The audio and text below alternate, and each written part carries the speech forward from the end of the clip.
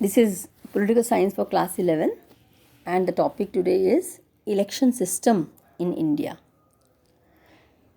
Our Constitution provides for free and fair elections under the supervision of Election Commission. And in order to have free and fair elections, there are different methods adopted to give representation to big parties as well as small parties. Okay, now what are the methods adopted? There are two methods adopted in India.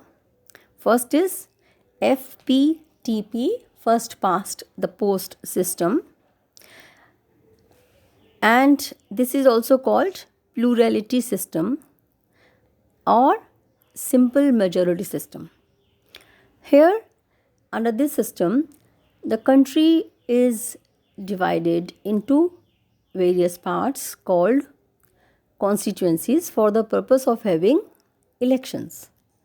So, constituencies are the areas from where different candidates will be elected.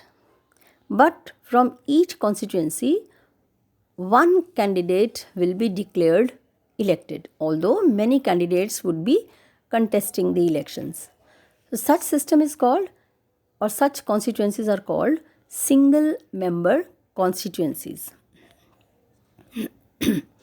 And here, when voting takes place after the counting, it is seen that who gets votes more than the others. So, the candidate who gets votes more than the others is declared elected. Here, it is not necessary that the person should get more than 50% of votes. No, that is not important here. Even the person is getting one vote more than the others, he is a winner. Alright. So this is, although it is simple method, but here many votes go waste. Now another method is proportional system of representation. Before this, I would like to tell you the above method, simple majority method, is used for Lok Sabha and for legislative assemblies. Okay.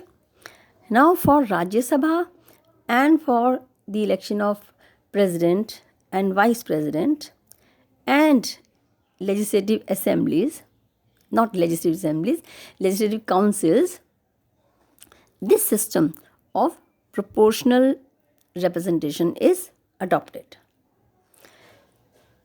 This is opposite to the first one. Here also the constituency is required, but here the constituency is one only. The whole country is considered as a single constituency. And this constituency is now multi-member constituency, which means more than one candidate will be elected. Okay. And for this, a quota is required. Quota is derived by dividing the total number of votes polled by the number of candidates or seats to be filled up. So this proportional system of representation is of two types. First is list system and the other is single transferable vote system. In list system, as I had told you, multi-member constituencies are required, and for which the whole country is considered as single constituency. Then a list of candidates is prepared in the order of preferences by the parties. Who is more popular, his name will be on the first number, then less popular on the second, and so on. And the voting takes place. So now when the counting takes place, it is seen which party has got how many votes. Suppose there are three parties contesting and they have made the list of their candidates on the basis of preferences, and the names we have given X party, Y party and Z party. Suppose X party has got 50,000 votes. So one person has to have, this will be divided among the candidates whose names are on the first 5 numbers, okay, on the basis of preferences. And the quota was derived like by dividing the votes with the number of seats. 1 lakh votes, 10 candidates. So if we divide, 10,000 votes should be obtained by the candidates, or they will be considered as, suppose if X party has got 50,000 votes. So these 50,000 votes are sufficient, are enough for 5 candidates, because one candidate has to have 10,000 votes. So in this way 5 candidates will be declared elected. But which 5? First 5. And if Y party has got 40,000 votes, so how many candidates will be declared from that party elected? 4 candidates. And Z party, it gets 10,000 votes, so only one candidate whose name is on the top will be declared elected. Okay, so there will be 5 candidates from X party, 4 candidates from Y party and 1 candidate from Z party. Okay, now we take single transferable vote system. Here also multi-member constituencies are formed, but the formula is little bit different. Here 1 is added.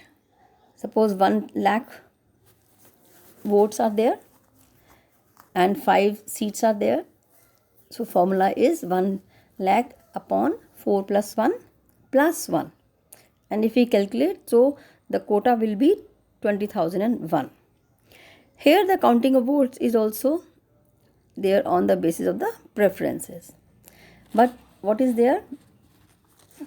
The candidate who has got votes more than 20,001 will be declared elected automatically, and the candidate who has not got the required quota, his votes will be transferred to that candidate who needs minimum number of votes to complete his quota.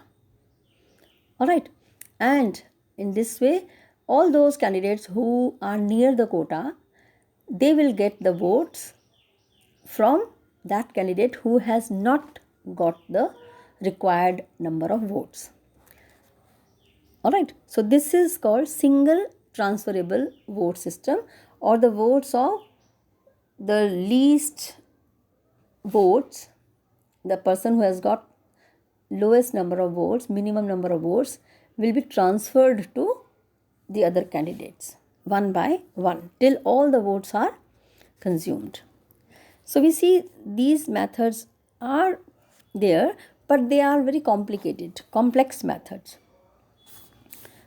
Okay, and there is no direct relation between the voters and the candidate, because the votes that they were casted in the favor of one person, if he has not got the votes according to the required quota, he will not be considered at all, he will not be winning, and his votes will be given to other candidates.